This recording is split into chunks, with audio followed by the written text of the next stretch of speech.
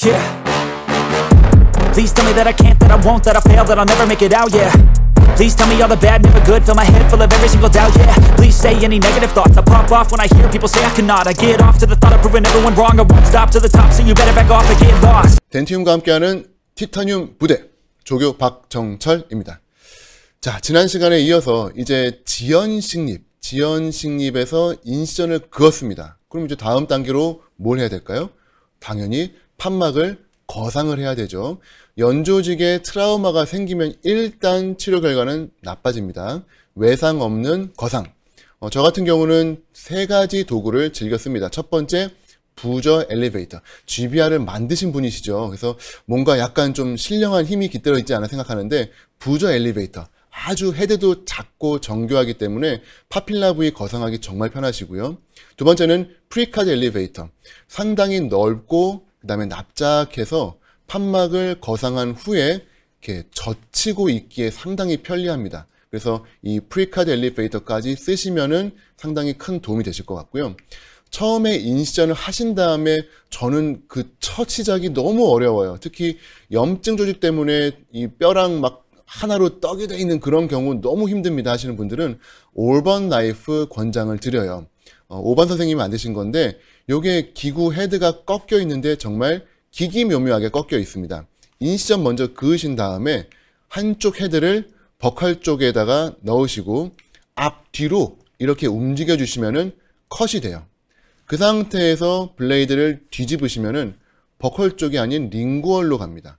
그럼 역시 앞뒤로 끊어주시면은 버코 링구얼 판막이 순식간에 끊기죠. 그 다음에 부저 그리고 프리카드 엘리베이터로 거상하시면은 순식간에 거상이 됩니다.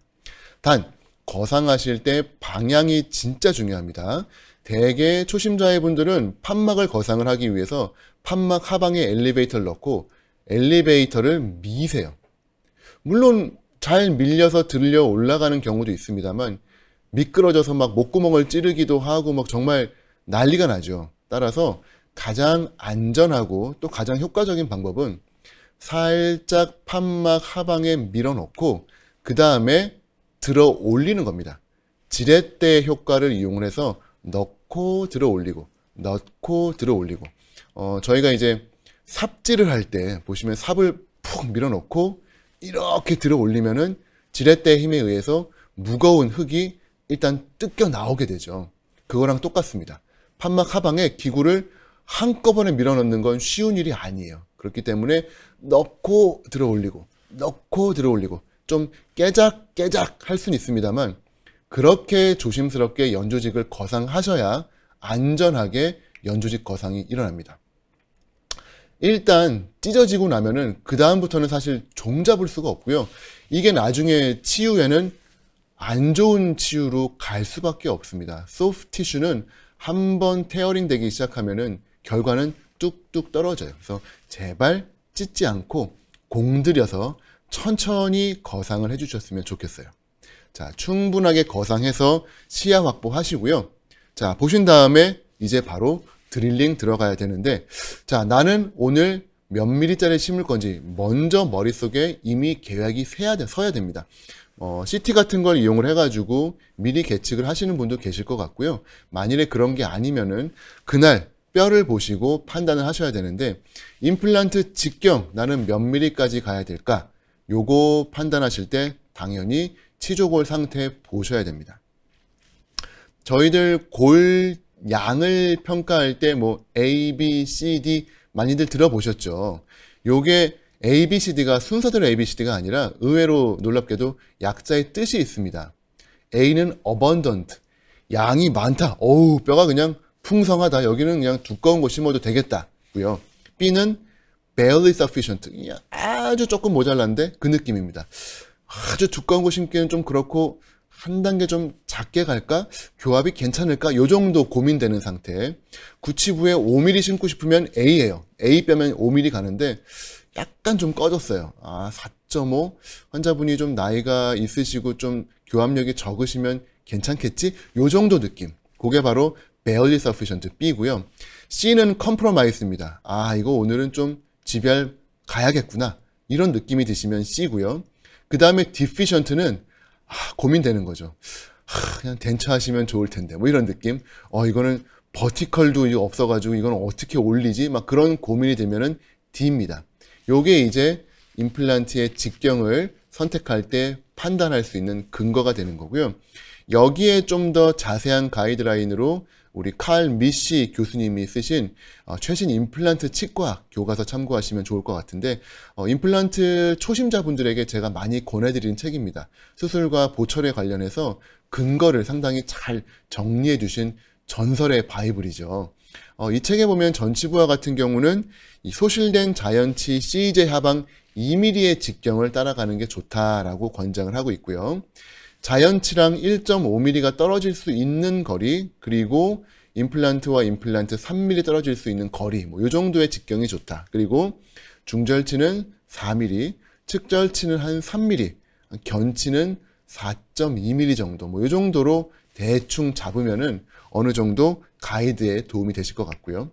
구치부는 아까 보여드린 내용에 추가적으로 최소 4mm, 4mm보다 얇으면 파절이 된다 라고 이야기를 합니다만, 물론 최근에는 임플란트가 강도도 좋아지고 했기 때문에 뭐 직경을 3.5까지 줄이는 경우도 제가 많이 보고 있습니다. 그래서 요거는 최신 트렌드랑은 조금 어긋나기 때문에 최신 지견에 맞춰 가지고 선택하시면 될 것 같아요.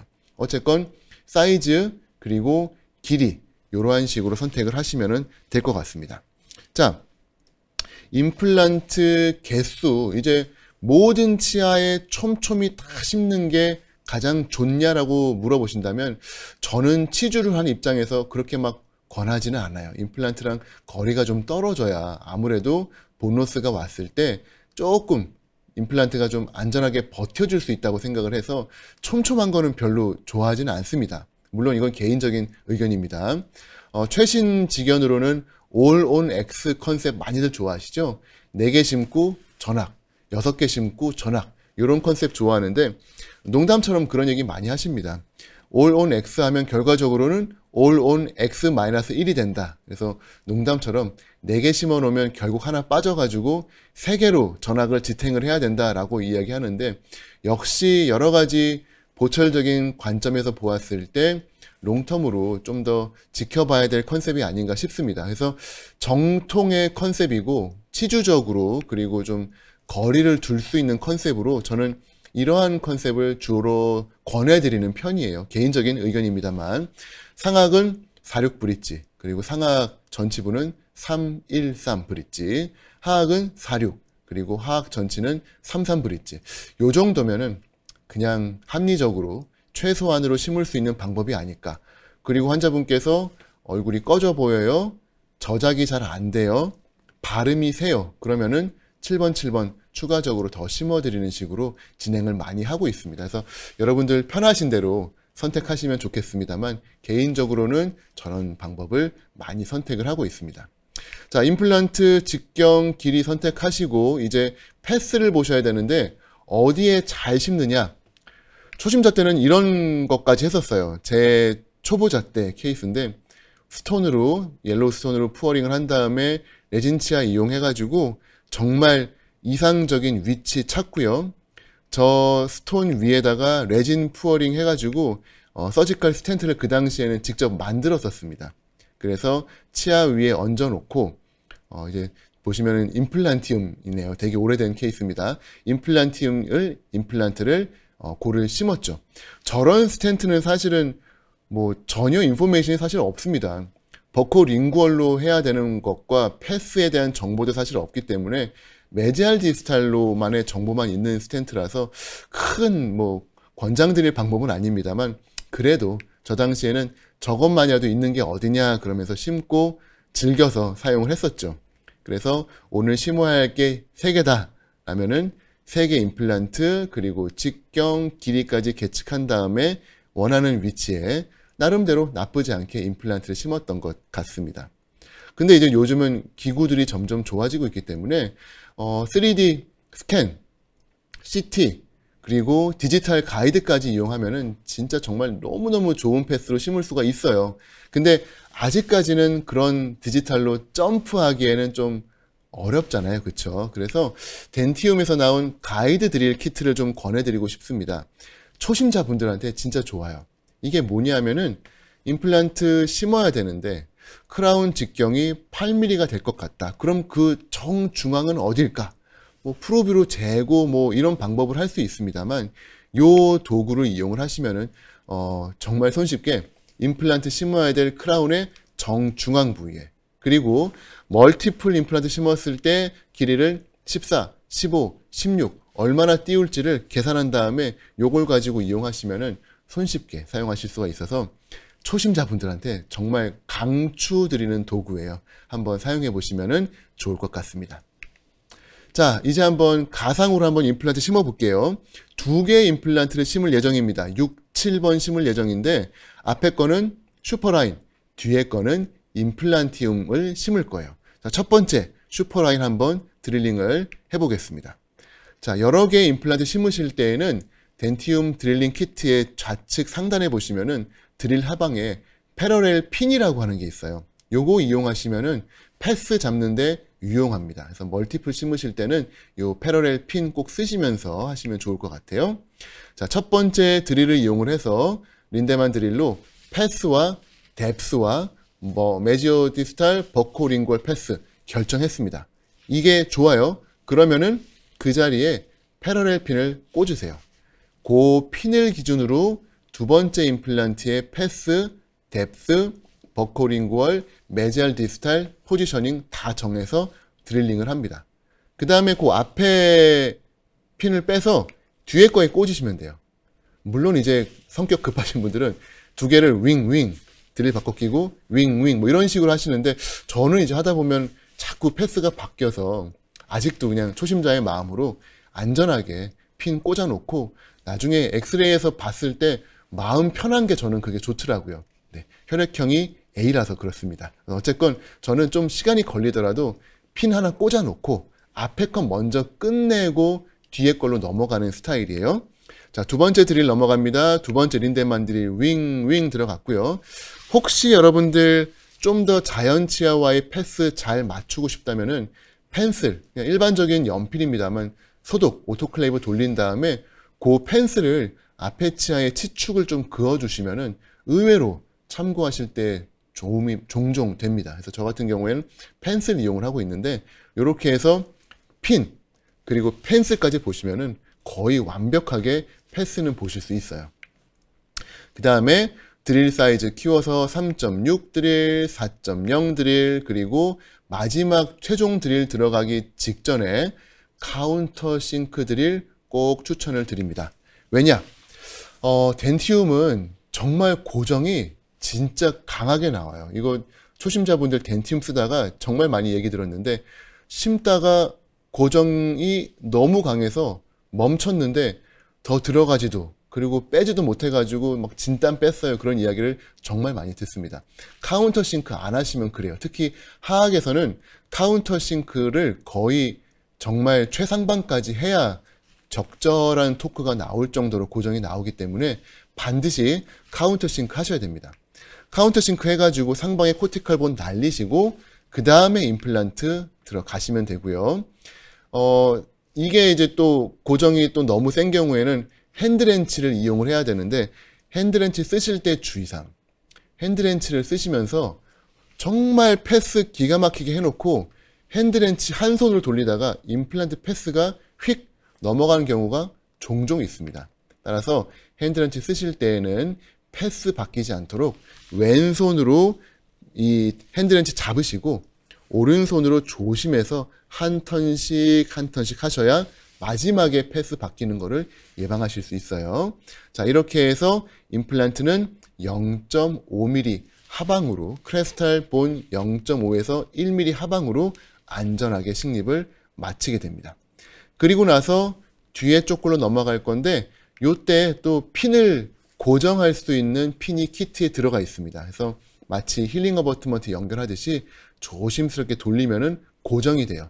입안에서 빠질 걱정 안 하셔도 되죠. 그래서 이렇게 핀 고정해 놓으시고 뒤에 핀 빼신 다음에 역시 앞에 거랑 마찬가지 똑같은 방법으로 드릴링 하시면 됩니다. 린데만 드릴, 그 다음에 3.6 드릴, 4.0 드릴 하시고 카운터 싱크 역시 마찬가지로 충분히 해두시고 임플란티움 식립하시고 0.5mm 살짝 하방에 고정해 주시면은 임플란트 수술은 끝입니다. 이때 힐링 어버트먼트 연결하실 때 드라이버의 쉔크가 긴 것도 좀 있으시면 좋을 것 같아요. 지금과 같은 경우에는 짧은 걸로도 해결이 됩니다만 의외로 전치부에 임플란트 깊이 심으셨거나 아니면은 본 레벨이 뚝 떨어져 가지고 깊이 있는 경우에 요 앞에 치아에 드라이버가 걸리는 경우가 종종 있습니다. 그래서 드라이버가 너무 짧은 것만 있다면은 긴 롱쉔크 드라이버도 하나 정도 구비해 두시면은 임상에서 편하게 쓰실 수 있을 것 같아요. 이렇게 하고 봉합하시면은 임플란트 식립 마무리가 되겠습니다. 자, 이것도 제가 지난주에 심은 케이스인 것 같아요. 지금 강의 준비하면서 급하게 몇 개 갖고 왔습니다. 엑스레이 상에서 임플란트의 패스는 사실은 메지오 디스탈 패스만 드러나기 때문에 뭐 버코링구알은 어느 정도는 캐모플라지가 됩니다만 어쨌건 메지오 디스탈로 패스 기울어져서 평행이 좀 안 좋으면은 항상 볼 때마다 좀 찝찝하더라고요. 그래서 저는 어떻게든 패스 꼼꼼하게 잘 보려고 노력하는 편이고요. 임플란트 드릴링 할 때 임플란트 사이의 거리들 잘 보기 위해서 아까 보여드린 임플란트 쉬스, 그러니까 가이드 키트를 이용해 가지고 드릴에다가 꽂으시면 돼요.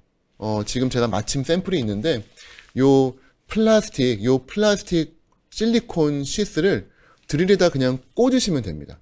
그러면은 이게 만일에 뭐 나는 9mm다, 뭐 6mm다, 8mm다 어느 정도의 임플란트의 직경만 알고 있으면은 크라운의 직경만 알고 있으면 그거 꽂고 드릴링 하시면 정말 손쉽게 원하는 위치에 딱 넣을 수 있으니까 정말 초심자분들한테는 강추드리는 좋은 재료가 아닐까 싶습니다.